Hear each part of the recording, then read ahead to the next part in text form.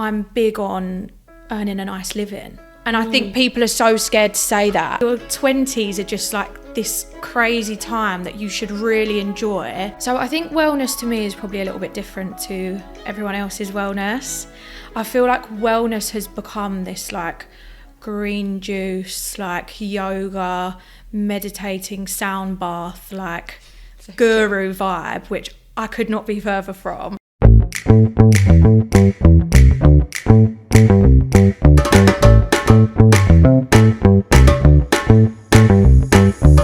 Hey guys, and welcome back to another exciting episode of Catch Ups in My Kitchen, the podcast about all things food, health and wellness. Every week I'm joined in my kitchen by a new guest in order to share their journey and healthy habits in order for you to be the best version of yourself. This week I'm joined by the gorgeous Georgia Aldridge, who is the co-founder of Sloane House Marketing and Sloane House Studios, which is a dynamic social media marketing agency. This is such a refreshing episode where Georgia shares her journey from not really having a passion to suddenly finding her niche and becoming the happiest, excited and best version of herself. In Georgia's words, she just winged it, which although there's a bit more to it than that, there was no 5-year plan, there was no gratification journal, there was no strict routine. There was suddenly finding your niche and loving every minute of it, that it suddenly no longer feels like work. In this episode, Georgia shares some insights into growing online and how, although we all want that viral video, is that actually going to translate to sustainable growth? Probably not. We also touch on what wellness means to Georgia, and honestly, her response was just incredible. It wasn't exercise, it wasn't diet, it wasn't self-care. It was wellness means to Georgia the being able to go away and travel and reaping the reward of all the hard work that she puts into her every day. And I just loved that. I honestly think you're going to absolutely love this episode. It's so refreshing. There's so many amazing insights in here, in marketing, in growing your page, in how to be happy. So as always, please keep supporting the podcast. If you're listening now and you don't follow or subscribe, please click that follow and subscribe button. It takes less than a second, but it means the world to me and for the growth of the podcast. So as always, have a lovely, lovely day and let's get into the episode.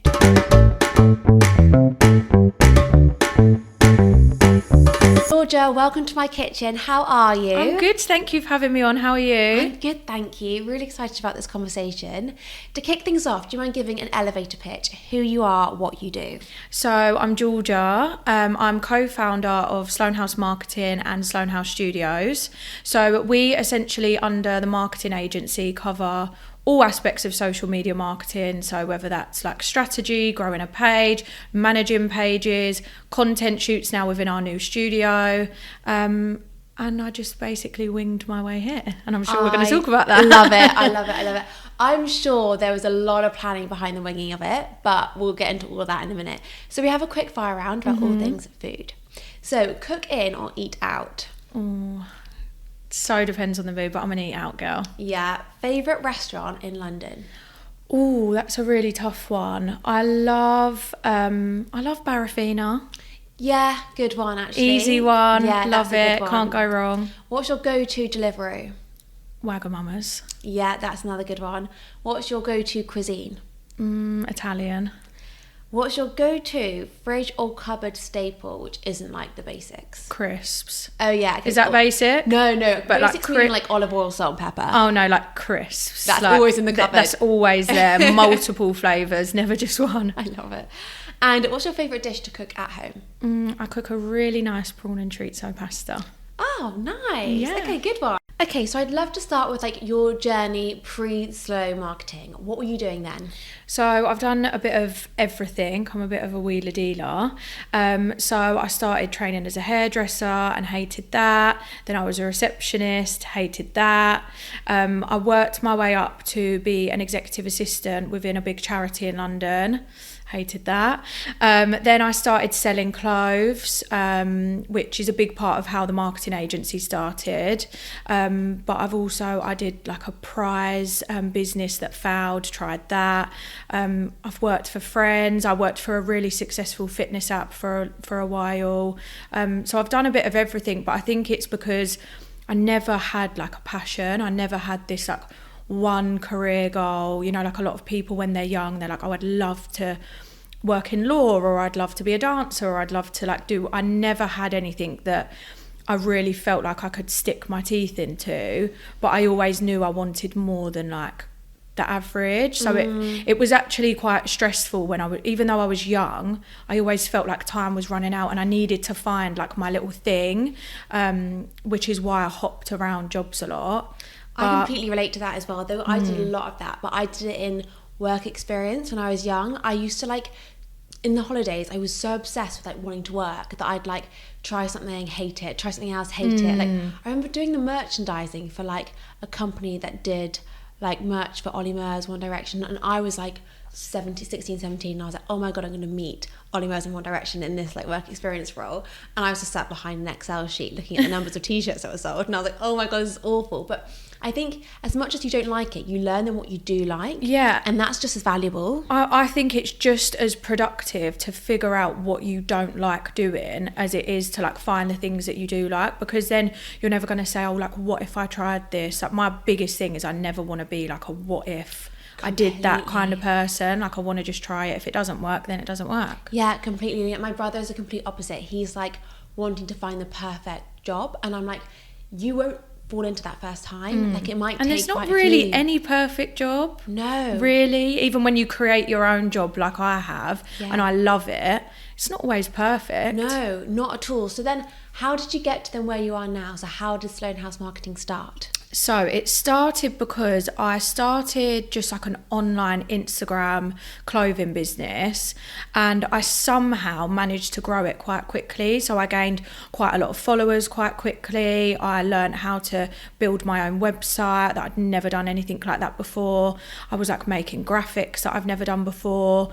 I was somehow getting to work with some like good influencers to, you know, post my brand even without paying them. So through that, I used to get loads of other people messaging me, like other clothing boutiques and things like that, just asking me like how I did it. And out of the goodness of my heart, I used to just tell everyone, I used to just say like, this is what I'm using to make my graphics, this is how I learned how to make a website and all of that. And then it was lockdown. I feel like everyone's business started in lockdown. Literally. I thought I could probably make a bit of money out of this information. Again, like the Del boy in me, always looking for like a quick bit of money. So I thought I'm going to do like a one-off Zoom masterclass. I'm just going to sell spaces for like a tenner, and I'll just sit on Zoom and just tell people how I did what I did. And that's what happened. And I think on that first masterclass, I think it was about 120 people that joined. Wow. So I was like, okay, like that's quite nice, and that's a nice little earner for like an hour and a half of my time. But again, I didn't think it was going to lead to anything. And then people asked me to do one that was specifically on building websites, so I did that. And then people asked me to do one specifically on like using Canva and like things like that, so I did that. And then I kept just doing them alongside the clothing business. And then people started asking me for like one-to-one advice. So then I started doing one-to-one Zoom. So I've now somehow become a business coach. I love it. Don't know.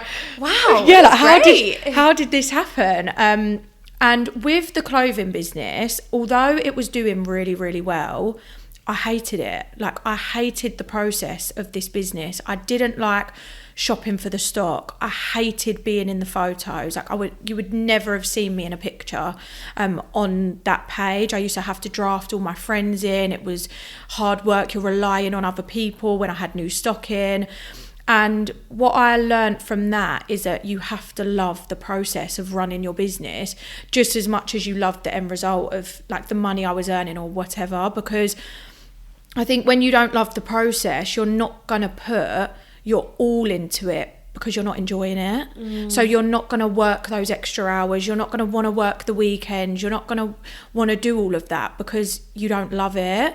Yeah. So once I started building this like weird side hustle that was going on, I then sold the clothing business, and I was like, do you know what? I'm just going to go all in on this like coaching thing that's happened. And it's really funny because the one thing I said I would never ever do would be to run other people's Instagram pages or run other people's social media. I was like, I'm never going to do that.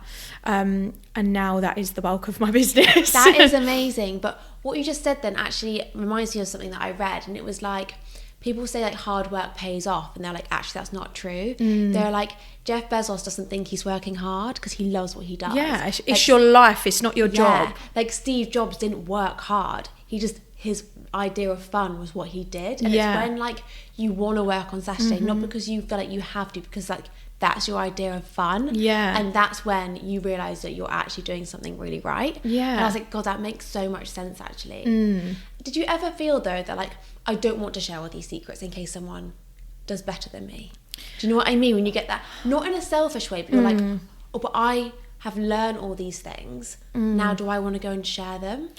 Do you know what? I never did, because I felt like there's a few things. So number one, I was already like at this certain level where, not that for someone to reach me would be hard, but obviously I'm coaching people that aren't doing as well as me and aren't in the same position as me. So it's like I didn't feel threatened by that. And I knew I was only ever going to grow. So, you know, as we're all growing, I'm like helping other people. I'm also the biggest believer that like you get what you put out. So like even when I was telling people for nothing, like I just felt like, well, one day I might need to ask them something, or I might need a favour. Like I really believe in all that, like what goes around comes around. So I was happy to do it, and I was earning at that time what I thought was a nice bit of money from it. So I just felt like this is all great. So true. Yeah, I completely believe that. And like I've had so many people be like I've asked so many people for advice now and again, and I'm always like, if anyone asks me like, do you have time for a quick coffee? 100%. Yeah. I have always got the time for that, because so many people have helped me, so I would always want to help them. And I think, good karma and all of that. Yeah. Like, I'm so And once you can benefit someone, they're always going to come back to you. So, you know, if you really do help someone, even if it is stuff for free and all of that, it's going to benefit you in the long run. Yeah, completely. So touching on marketing, I feel like now marketing's always been important, but I feel like people are doing more marketing now than ever before, whether it's marketing their own personal brand, marketing a company, marketing a side hustle. I would love to touch on like overnight success and going viral versus like sustainable growth. Like, what's your thoughts on that? I personally don't think you can build a consistent career off just like that one viral moment that you're like aiming for. So like, for example, an example I always use is like Love Islanders. So they go on the show and they almost go viral. They gain 1 million followers overnight. They come out of Love Island, they've got all these followers and they're like the hottest thing. Now, if they don't then consistently build a brand from that and like go into whatever their niche is, so whether it's like they really lean into fashion or they really lean into presenting or something, then that viral moment that they had is going to die down. So like we see it. So I used to have a client who was on Love Island. She did really well. She come out, I think she even had a couple million followers. Like it was in that time where they was gaining a lot more than what they do now. And then because she didn't really lean into anything, her engagement plummeted. Obviously, within 6 months of you coming out, no one really cares about you anymore. You've got the new Love Island that's coming on and people are now going to care about that. So you have to have that consistency. So I think striving for that viral doesn't work. Like, I think consistent growth is so much more important than, you know, like I could put a video up of my outfit today and it might go viral. But that's nothing to do with what I'm doing. Yeah. So I'm not actually engaging an audience that's going to benefit me in the long run. Okay, I've had a hit of a load of views, but is that actually translating into work or extra money or followers even? You know, you could have a video that goes really well. You might not have gained loads of followers that then you can convert into a sale. So true. This episode is sponsored by Access Biotics, a groundbreaking natural food supplement which uses 4 billion live bacteria, which specifically help support skin health through the gut microbiome. I have always had pretty good skin and take a lot of care in the products I use and my skincare routine, but I've always suffered from psoriasis, and recently I have had a rash on my chin which I can't seem to get rid of. I have therefore been taking Access Biotics in order to help with this, as the ingredients specifically help with psoriasis and other skin conditions, and I'm already noticing a difference. Since speaking to the Access Biotics team, I have heard that 2 in 100 people in the UK also suffer with psoriasis, which is a crazy statistic that I was not aware of. Therefore, if you are tired of trying different products and want something that actually works in order to support your gut microbiome and benefit your skin, give Access Biotics a go. You can buy their 28-day supply directly from their website at www.accessbiotics.com, and you can receive 10% off if you use the code CATCHUPS. Have it with some warm water on an empty stomach in the morning and you will notice a world of difference. Now let's get back to the episode. So do you have clients come to you and be like, we want to go viral, like we want to grow by X, we want to, like, I feel like that's everyone's goal. Yeah. So what do you advise them when they come to you with that? So my advice is, I get people coming to me and they will ask me the question, how many followers can I expect to grow within a month of working with you? Or how many views typically should we be getting?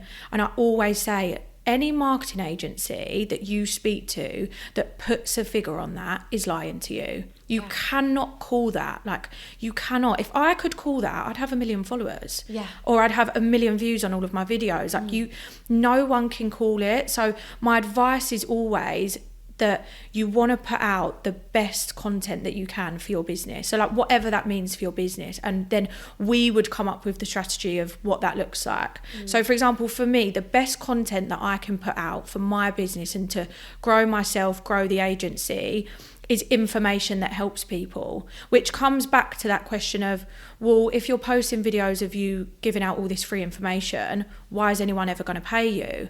Well, they're going to pay me because the videos that I put out, or like the carousel info posts that I put out that give out free information, are generalized. So they're not specific to any industry, they're not specific to any person. So although they're helpful, you still need my specific help for your business. But also, if you watch one of my videos and you go, okay, like, I like this girl, I understand what she's saying, it makes sense, I feel like she can help me. It's that like connection. So that's always my advice to clients, is that, like, I'm not going to put a number on it, and if it's a number that you want, then we're not going to work well together. It's not going to work. Yeah, so true. And what about like quality over quantity? Because like sometimes you're like, I need to be present at all times, like I'm just going to do this like quite quick viral trend that's going around because I just need to be present. What would you say that's the value of that versus like not as many posts but they're more thought out and there's more of a why behind them? It's a really hard question to balance, because I'm a big believer that consistency is like key. Like, if you can post good content that is valuable to your audience every single day, do it 100%. But at the same time, like you're saying, don't just post something to like tick that box of like, I've done my post today, and you've just pulled something out of your camera roll that doesn't really mean anything. Like, I've actually not posted in, I don't know, maybe four days or something like that, because I haven't actually created anything that's worth it. I could pull a selfie out and I could post it, and to be honest, it might get good engagement, but it wasn't actually of any value to anyone. So it is that balance. But what I would say is if you're really serious about growing your business, yes, only post the stuff that's worth it, but really make that effort to try and do that every day. Like, there's so many social media managers, coaches, marketing agencies around that all give completely different advice. You could have someone else come in here today that has the exact same job as me, and they'd say, no, you only need to post 3 times a week. It's absolutely fine. Yeah. But from my experience of actually growing other businesses, like not even my clients' businesses, my own businesses, I'm taking it from what's worked for me. Whereas I do find that a lot of other marketers, they've never actually grown another business of their own. Like, they might have gone to uni and like got that marketing degree, or gone to college or whatever, but that's not real life to me. I didn't go to college, I didn't go to uni, I barely made it out of school, if I'm totally honest. Everything I've learned from doing it myself and seeing what works for me, and that's just then what I relate to my clients. I guess it's very much like turn it around and like, what content do you engage with 100%. best? And then try and recreate that. Yeah. I think there's so much value on like finding creators or finding brands or businesses that you love and not copying it, but just studying that and being like, why do I like this post? Yes. Okay, I need to create something that does that. And like, I'm saying all this, I've been trying to grow for bloody years. So like, it is hard sometimes. Yeah. And often what you post, it's not what you love. No, yeah, because it's normally easier. So like, for example, it's normally easy to go on Canva, pick up a template, create a graphic, you've done it in 5 minutes. Yeah. But I don't engage in that. So although that's easy for me to make, I could post them twice a day, 7 days a week, but I'm not going to do that because I know I don't like that. I also don't like really long form videos. I don't watch them. So I don't post them anymore. Yeah, this is a whole thing at the moment between like short form, long form. Like everyone's like, long form's really performing on TikTok. Is it? I've done like full on get ready, so I'm giving you a monologue. Yeah. And it's like not performing. Whereas like you like cut that down, you keep it really short and snappy. People want that information, but in about 20 seconds. Yeah. But I think it also depends on, rather than saying, okay, should all my videos be under 30 seconds or should they all be 3 minutes? It depends on the topic. So if I'm going to do a video that's talking about how the algorithm works, I'm not fitting that into 30 seconds. So it's going to be a few minutes long, but it has to be. So if someone's interested in watching that, they're going to watch the full thing. Whereas if it is something that you can trim down, then don't bang on about it for 3 minutes. Do you know what I mean? I think it's all relative to what it is you're sharing. So I think, first of all, think about your topics and your content pillars and do that first rather than doing it the other way, and like just see how it works out. Yeah, no, completely. I think sometimes you have to go back to basics and be like, but why do I want to grow? Why am I here in the first place? What am I actually talking about? And then like do your content based on that rather than like, I just want to grow. Yeah. So you posted a post once and said if people knew you before Sloane House, they would be like, you're a completely different person then compared to now. Yeah. How are you different, like pre-Sloane House? So I mentioned obviously that I would never have been in any photos for the clothing brand. So I was super insecure. Like I was really like self-conscious. Like I really wasn't a confident person. But when I started this business, I knew that I had to lean into making videos for it to work. I just knew that people had to hear me speak to be able to understand what I'm saying, to be able to sell the services and all of that. And for me, I'm not afraid to say that I'm big on earning a nice living. And I think people are so scared to say that. Yeah. But I am. Like I wanna earn a nice living to be able to have freedom to do what I want. So I knew that to get to that, I needed to like get over this fear. So I had to start making videos, doing the Zooms, doing all of that. And obviously, like anything, the more you do something, the more comfortable you become with it and the more second nature it is.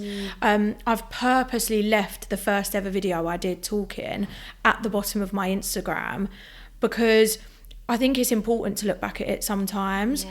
It doesn't even sound like me. It's the most uncomfortable, it's horrendous. This completely reminds me of when I first spoke on stories. I remember speaking on my story and I had to run to my bedroom, put my phone under my bed and shut the door because I was like, I can't even look at that. It's cringe, isn't it? Yeah. But it's funny how like the more you do it, the more normal it is. And now like, I mean, when you go through your feed now, which makes sense in terms of how this business has changed you, like you're there, you're present all the time and you seem so confident and like so comfortable in your skin. So that is crazy. Which is mad when I look back because even those first videos I did, I was using an editing app. Like I was that uncomfortable. I was like, I used to edit my pictures so heavily, it wasn't even funny. So then it was a struggle to go from, right, okay, if I'm really editing my photos, how am I now going to go on camera because that's going to be like the real me as such. So then I was like finding apps that you're edited on video. Like it's such an unhealthy space to be in. So now I am a lot more comfortable. Like this is like no nerves, like absolutely fine. I can't even see what I look like in that camera, but I'm sure it's fine. Yeah. But then there's a level, like I'm still not comfortable walking down the street. You know, like how some girls can just vlog down the street. Like I can't do. Even this morning, I put a little story up of my outfit, and like people were asking me where my tracksuit was from, and I wanted to just like perch my phone up and just do a little like, and I was like, no, I cannot do this. This is so cringe. So it's like you're always like growing your confidence. Yeah, I completely agree. Like I struggle to do things kind of like in public. I do think that if you're with someone else, you can kind of do it because you feel like you've got comfort in there being someone else with you. Yeah. But when you're on your own, you're like, everyone's looking at me. Well, I also just don't want to look like I'm that full of myself. Yeah. Like I'm just on my own filming my outfit. Completely. Like. But how did you get more confident in your own skin? I think just by gradually leaning into that. And then I think once... It's not a healthy thing to say, but once you then start getting like the recognition, so I was putting out these videos where I felt really uncomfortable, but they were helping people, and people were, you know, commenting on them, saying how much it had helped them, and can I do a video on this, and can I speak more? Then once you obviously start getting praise as such, like anything, you know, if you're working in a job and you're not quite sure what you're doing and you feel a bit uncomfortable, but then your boss is like, well, you're doing a really good job, like what that email you wrote was great, like can you write me another, then your confidence grows, doesn't it? So I think that's how it slowly happened. And I think the more knowledgeable that I become within my industry, because I'm obviously always still learning, and especially in marketing where everything's constantly changing, you're constantly adapting, you just get more confident. Yeah, I guess you get kind of validated from doing it, and you're like, oh, that was really uncomfortable, but it was right. Okay, and it was worth it. I gained a client out of it, and I think it's also just feeling like I've now like found my place in the world as such, like where I was saying that I just really felt lost when I was young, that felt like I was the only one that didn't have this passion. Now I feel like I've found it, so I just feel more comfortable. Definitely, but I think it is trial and error to get to that. Of course. Like it really is. Like I had a business before which was called Greedy Vegan, and it was like a plant-based delivery service, and honestly, thinking back, it was absolute hell. Like you said about your clothing business that you hated, like I hated the process of Greedy Vegan. Like the whole purpose was I had delivered boxes of food products to people's doors. I dreaded packing the boxes, but I was like, that's the whole point. Yeah, I hate doing it. Yeah, like, it would never have succeeded because you would never ever have pushed it as far as it could go. Exactly. And I was like, don't get me wrong, I shouldn't be the person packing the boxes, but like I think you do. I mean, as you said from the beginning, you were doing all the graphics and stuff. You do have to do the jobs. Of course you do. And then you find someone who's better at it. Of course you do, because you need to understand how your business works. So I don't, you know, although you always, once you get into a position where you're able to hire, you always hire people that are better than you. Like absolute, I do not want to be the smartest person in the room. No way.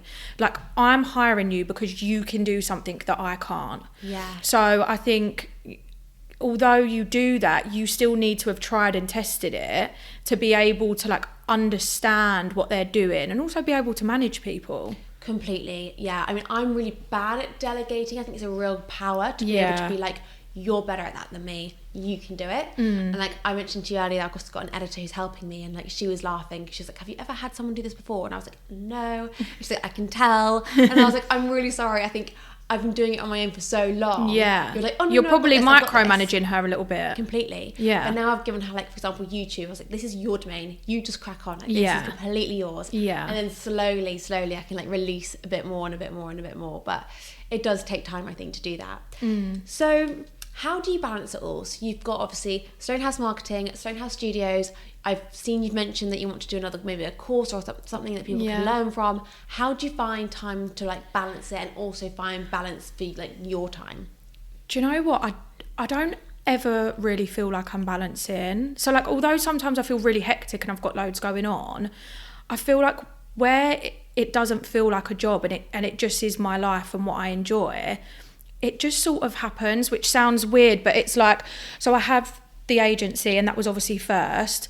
I didn't need to open a studio, but I really wanted to, so I found the time. I don't need to create an online course for other people, but it really excites me and I want to do it. So like, you find the time. Like, I always think of it as like dating. You know, like when you're dating someone and they're like, oh no, like I'm busy tonight, and you're like, you're not busy, I'm just not a priority. Like, if there's something that I really want to do, I'll find the hours in the day because it's a priority. So I don't ever feel like there's this like crazy like balancing act going on, and I'm really lucky I've got a business partner, and that really helps because you can lean on each other. And then I think in terms of having a life around that, I work with a lot of people who have become my friends now. So I feel like I have the social life in my day to day anyway. But I love being at the studio. Like I don't feel like I'm missing out on anything. And then you love what you do, right? Yeah, exactly. There's no balance to be done because like you're doing everything that you love anyway. Yeah, and if there's something that I end up that I don't want to do, so like for example, I don't do one-to-one coaching anymore. You know, unless someone really comes to me and they really want to commit to like a long period. Like I used to offer just one-off 45-minute slots on Zoom, which is great for people, but it became silly for me because I could then be on Zoom for 8 hours a day, and it was packing out my time, and I wasn't using my time as productively as I could. So I don't do that anymore. Same as the Zoom masterclasses and the coaching and what my business were built on. I don't do either of them anymore because like my priorities have shifted, and like that's fine. Like as you go through your business, you'll start doing things. Like I mentioned, I always said I was never going to manage other people's social media. That is literally what my business does now. Like that is my bread and butter. So like it's just about adapting. Yeah, completely. And I think you've got to be able to be like flow and like you've got to be able to adapt in every element of life. Like whether that's like the gym workout that you love, you might not always love it, or like the diet that you're currently on, you won't always be on it, or like the thing you're currently doing. I think it's important to kind of flow. I think lockdown also taught us that you've got to be able to adapt. So for example, the fitness app that I worked for, she launched the app, I think it was the weekend before lockdown, and all of the workouts on the app were in the gym. So she was like, oh my God, like my life is over. So she adapted, and she like within a week created a whole at-home program that was then put on the app. So she had to adapt. I've had to adapt in scenarios where things have changed, or you know, even if it's that I get a new client that's in an industry that I've never quite worked in before, I'm like adapting to like their way of doing things. Yeah, definitely. And then you grow with that, and I think it's so important. So let's touch on wellness. Where does wellness come into your everyday? So I think wellness to me is probably a little bit different to everyone else's wellness. I feel like wellness has become this like green juice, like yoga, meditating sound bath, like guru vibe, which I could not be further from. So wellness to me is more doing the things that I love that make me feel rested so that I don't burn out, if that makes sense. So as much as I'm like the hardest worker in the world, I really make time for like holidays and stuff like that. I'm a really big believer that it's no good working as hard as I do to then not enjoy the reward that comes with that, especially while I'm in my 20s. If there's one thing that my dad like really brought me up with, he's like a real live in the moment kind of person. And he's always said to me, like, your 20s are such a precious time. He's like, I can't explain it. He was like, I know the world's changed now and people do things in their 30s and their 40s and whatever, but like that your 20s are just like this crazy time that you should really enjoy and never not do the things like that you want. So I'm going to be 27 next month, so I feel like I'm like right there. So I really make sure I'm doing all those things. So like for example, next month I'm away for a month. I'm really lucky that I've created a business where I can work from anywhere in the world, I can earn money from anywhere in the world, and I've got a great team around me now who I can delegate to when I want to go away. But that's wellness to me, is like going and doing that, because if I did just work flat out and was just like business, as much as I love it, I'm still going to burn out, and then I can't perform and grow in the way that I want to. This episode is sponsored by Parlour, the sustainable solution to all your oral care needs. I'm always trying to find new ways of doing my bit for the environment. And as 20 billion toothpaste tubes end up in landfill each year, I was so grateful when I found Parlour, as it is completely plastic free and I absolutely love their products. From their whitening toothpaste tablets to their floss, Parlour have a sustainable solution for it all. They are also the only B Corp certified and 100% plastic free oral care brand on the shelves at Sainsbury's, Waitrose, and Ocado.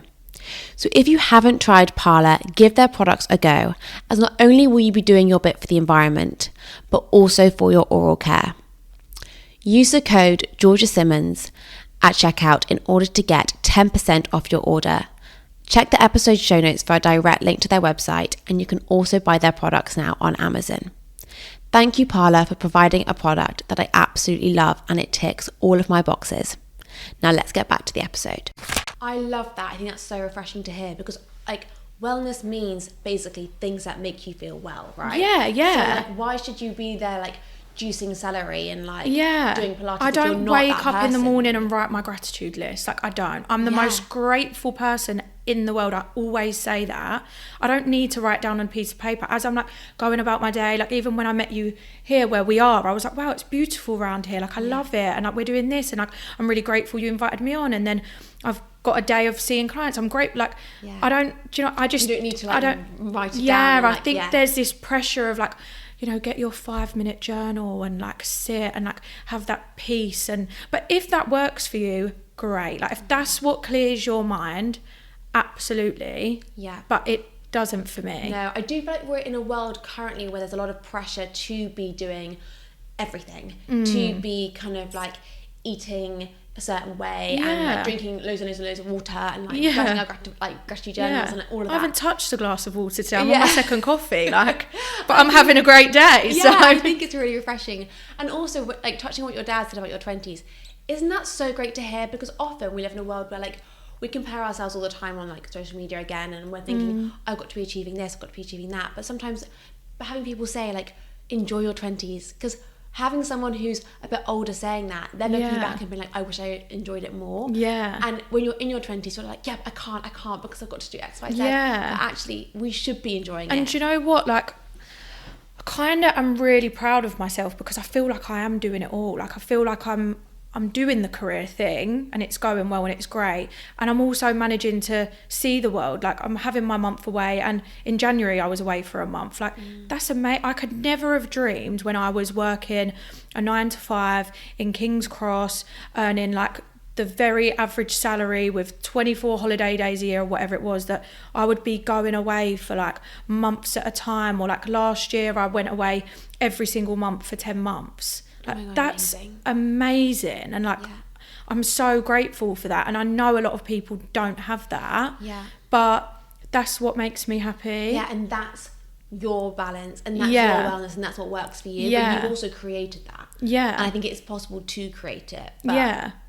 but I'm also not one of those like advocates of like, quit your 9-to-5, start a business, it will be the best thing you've ever done. Like if you can find a 9-to-5 that you love and you're excited to go to every day, then you've won as well. But like this is my happiness and it might be different to yours. Completely. So you just touched on a word there, excited, and I want to touch on this because again on another post you put on Instagram, you were like, a big part of being happy is being excited.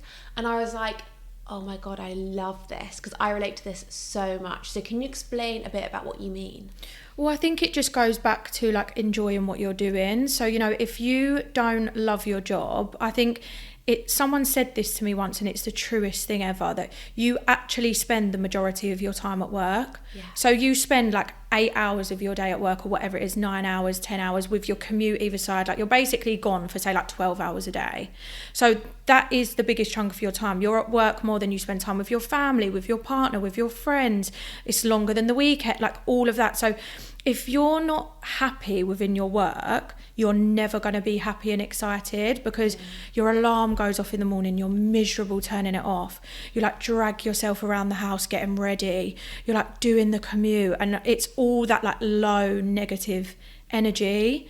So I think being excited is like, my alarm went off this morning, I'm doing this, I'm excited, I got up, I like put on a new little outfit that I'm pretty sure I've still got the tags in, like I'm happy, I'm like getting a coffee. So I think it just makes you more positive all round, and that makes you can only be happy if you're like excited about what you're doing. Definitely. And like I have this thing where every time my alarm goes off in the morning, I lie in bed and I'm like, what am I excited about today? And I've said this before on the podcast, and like, it can literally be like, oh my God, I'm really excited, I'm having a new granola for breakfast. Yeah. Or it could be like, oh my God, I'm going to meet a friend this evening Yeah. for dinner. It doesn't have to be some big thing. Literally, it can be like, I've got a new face cream, can't wait to use that. It can literally be as small as like, I'm going to have an apple with some peanut butter, my favourite, whatever it is. And that's really great, just to like get you out like that excited feeling. And that is what makes you happy. And I think also some people might be listening and be like, yeah, but some days are harder than others, and that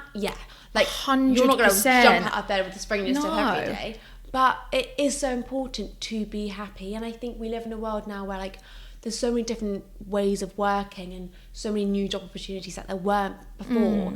Like, you shouldn't be unhappy, and like you say, you're working all the time, or more than, there's only 2 days in a weekend and like 5 working days, like no, that's so true.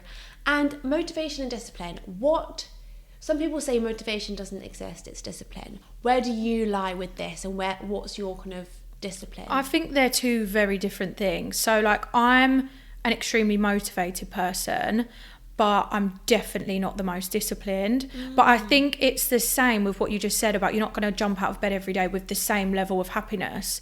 You're never going to have the same level of discipline and motivation every single day. Like, I 100% have days where like even sending one email might take me a few hours because I'm like procrastinating or whatever. And then I have other days where I literally get like my week's worth of things to do done in 2 hours.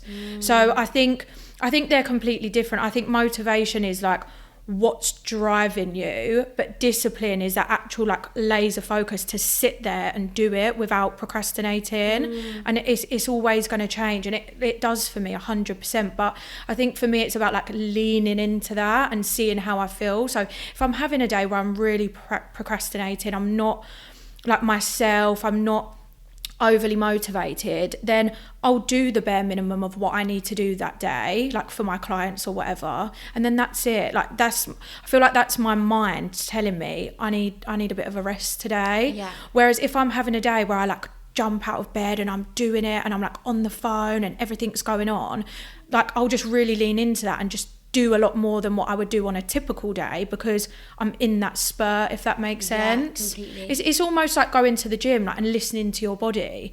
Like, you've got to listen to like your mind as well, and if it's having a great day, then great, lean into it. If it's not, then let it rest a bit more. Definitely. And what does drive you? I think the freedom that I've created from my business drives me. So like that being able to like go on holiday, that being able to wake up in the morning and do whatever I want to do within reason, like that's what drives me. And obviously a part of all of that is financial. So I think it's about me keeping up what I've built and growing it so that grows, so I can have even more freedom later on in life. I think it's nice to mention financial, because like finance does bring freedom at the end of the day. Of course it does. People, it doesn't buy happiness. It buys an element of happiness. Yeah, 100%. It does. There's things that money can't buy that you can't be happy without, but there's also things that money absolutely buys that can make you really happy. And like travel is that for me, and I can't travel without the funds. So, and it's such a like stigma thing to talk about money, like especially I think for women. Like if I'm like, like I'm just in my business because I want to earn really good money, and but it's almost a bit like, ooh. Whereas like you see like men and they're like, like I'm earning this every year, and it's like, oh my God, he's like a rock star. I feel like everyone's like, oh wow, that's amazing. When girls are like, oh God. Yeah, like she's showing off. I also feel like sometimes girls can't be happy for girls, whereas like guys can be happy for guys. Like, oh, my mate's doing really well. Whereas like some girls might be like, not sure. Like, do you know what I mean? I sometimes get that, and it's like, guys, everyone should be on a level playing field. We're all about like equality now. Like, why can't that be the same? I think it's gradually getting there, but like I am big on earning a nice wage, so I'm not going to be afraid to say that. No, completely. And manifestation, do you believe in it? And if you do, how have you used it? Or do you think you've used it in like what you've created today? I think I definitely believe in some form of manifestation. Like I feel like it means, even though it's obviously a thing, I feel like people take different meanings from it. So like I'm not a manifestor in terms of like I don't sit there and like necessarily like visualize a future me or like manifest in that, you know, when like I am this and, you know, do all of that. I think my manifestation is more around like positivity and gratefulness. Like I have definitely found the more positive I am and the more grateful I am about things, the more of that I like receive. And then I don't know if you ever heard of like the red car theory.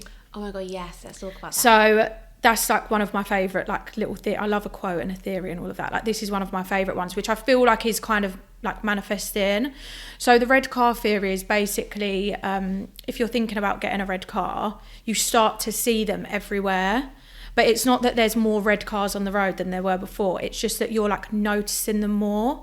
So for me, if there's like something that I want, whether it's like an opportunity or I don't know, I'll start like looking for it more. Like you're seeking it out, if that makes sense, and then you'll start to see it more, and it will come to you, like, if that makes sense. Like completely. It's funny because whenever I think of the red car theory, I always think of like the ex-boyfriend car fit. Like I see my ex-boyfriend's car everywhere because it's like I could be like doing like 70 miles an hour on the M25 and I'll see a car on the other side of the road and I'm like, there it is. But it's the same thing. It's when you're kind of focusing on that thing and then you see it more. Yeah, like you start to see the opportunities. Whereas if you're not focused on like that thing that you want, you're not seeing the opportunities around you to get to it. So I think it's like a really good one, like for business or even just for your life in general. Yeah, and I think like positive attracts positive. When you're going out there and you're like striving for things, things will kind of like gravitate to you because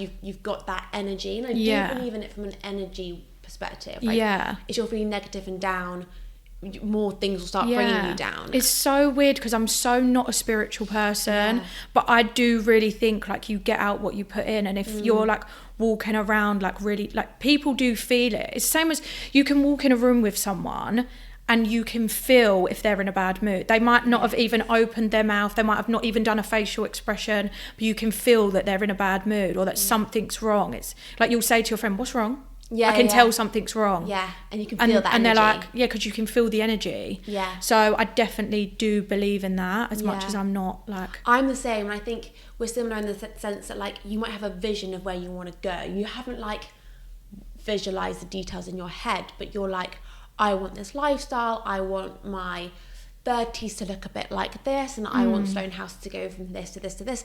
And like it's like an element of kind of planning. But that kind of planning in your head is kind of visualizing / manifesting the future a bit, and like so you're kind of putting it out there in your mind. And I'm a bit the same. Like I've got like a dream of where I want the podcast to go, and I've got like a goal of where I see it, and that's my version of manifesting. I'm not sitting there like with my eyes closed being like, right, this is where I want it to go, but every day I'm working towards this picture in my head, and that I guess is like my version of manifesting. But I think it comes in different forms, but I do agree, like you do get out what you put in for sure. Like I don't know where I want my business. Like if someone said to me, what does your business look like in 5 years? I've got no idea. And I feel like I'm the least strategy girl ever. And like some of my corporate clients that I've got really close to, they're like, well, what's your strategy? Like you need to have like a strategy, you need to have a game plan, you need to like write out, and you need to like whiteboards and blah, blah, blah. And I'm like, no, but my whole business was created just by me going with the flow. And I know that going with the flow isn't the best idea always, but every single little thing that I've done has like led me to now. So I know like there might be things that I've never done before right now that I've not even thought of, but I might have a client that comes into my life and they want me to start doing a certain service for them, and then I start doing that, and then my business leads that way. Or, you know, like we're doing a podcast today, I might start getting asked to go on like way more podcasts. People might like how I talk, then I get asked to start doing presenting, and then my business goes like I don't have a strategy because I didn't have one to get where I am, and I've done pretty well to get where I am. Completely. So I feel like that's my little way of doing things, and maybe that might work out for me, maybe it might not work out for me, but I'm the same. When people say like, let's write your five-year plan, I'm like, oh God, I don't know where to start. And I'm a massive planner. Do not get me wrong, like my days are planned out. I'm a time blocker. I like to be organised and planned, but 5 years in advance, count me out. Like the podcast was a side hustle that I just did on the side. Didn't think anyone was going to listen to it, and it's now my full-time job. That was not the plan. And I think, you know, for me, I'll be driving and I have an idea that comes into my head. Yeah. Like, and I'm like, oh, that's great. And then I like go down that path. Like, I think there's a lot of value that comes from just being able to go with the flow and like taking it as it comes and like being reactive rather than like wing it. Yeah. Say yes and figure it out later. That is literally how I've built my business. Wing it, learn from people. Like, you will figure it out. Like that is literally it. I love that so much. Well, we have a final question, which is bringing it all back to food, which is, what would your last meal be? Starter, main course and dessert. Oh my God, but there's so many things. I know, it's like your death row meal, I guess people say. My death row meal, oh my God. So I love like a bruschetta to start. Yeah, good one. But then main, I'm going to end up going rogue. Like, I need something with gravy. Okay, so like, it's going to be like a roast. I feel like I should be northern. Like, I love gravy. So yeah, maybe like a roast. I'm so boring. Yeah. I'm not big on dessert, so can I swap it for crisps? Yes, you can. 'Cause that's my favourite thing ever, if you couldn't already What tell. is your go-to flavour? Salt and vinegar McCoys. Okay, yeah, standard. Yeah, standard. It's basic. I love it. Georgia, thank you so much for coming on and sharing your journey. There's so many insights here, and I think it's so nice. And I think your comment on wellness is refreshing, because some people believe they've got to be this like glowing inner green goddess, and it's just not realistic sometimes. So you being like, yeah, wellness to me is like going away sometimes. That is so refreshing. So thank you so much for being so honest. Thank you for having me.